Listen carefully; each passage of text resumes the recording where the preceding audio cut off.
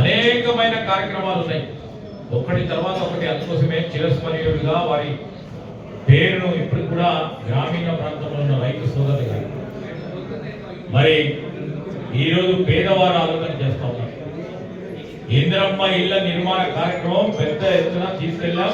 రాజశేఖర రెడ్డి గారి హయాంలో వారి ముఖ్యమంత్రిగా ఉన్నప్పుడు పేదవారికి గుర్తుల్లో ఉండొద్దని ఆలోచన చేసి ఇందిరమ్మ పేరిట పేదవారికి గృహ నిర్మాణ కార్యక్రమాలు చేసిన ఘనత ఆ రోజు రాజశేఖర రెడ్డి గారికి. ఇప్పుడు మళ్ళా తిరిగి కాంగ్రెస్ పార్టీ అధికారంలోకి వచ్చిన తర్వాత అదో ప్రధానమైన కార్యక్రమాన్ని పెద్ద ఎత్తున తీసుకెళ్తాం.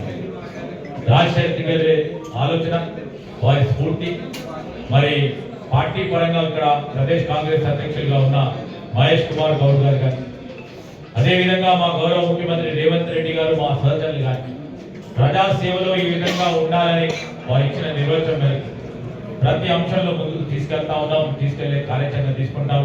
వారి జయంతి సందర్భంలో ఇవన్నిటిని కూడా మరొకసారి జ్ఞప్తి చేసుకుంటూ రాబోయే యువతరంకి సంబంధించిన మా యోజన NSCI మరి అన్ని పార్టీలకు సంబంధించిన వారి స్ఫూర్తిని ఇచ్చిన మాటపై నిలబెట్టుకోవాలి. ఎన్ని ఇబ్బందులు వచ్చినా, ఎన్ని కష్టాలు వచ్చినా మాట ఇస్తే దానిపైన నడవాలని ఆలోచనను ముందుకు తీసుకెళ్లే కార్యాచరణ తీసుకునే ఒక స్ఫూర్తిని మన మధ్యలో వచ్చిన రాజశేఖర రెడ్డి గారికి మరి ప్రదేశ్ కాంగ్రెస్ కమిటీ తరఫున గొప్పగా నివాళులు పలుకుతూ ఈరోజు చేస్తా ఉన్నాం కార్యక్రమం.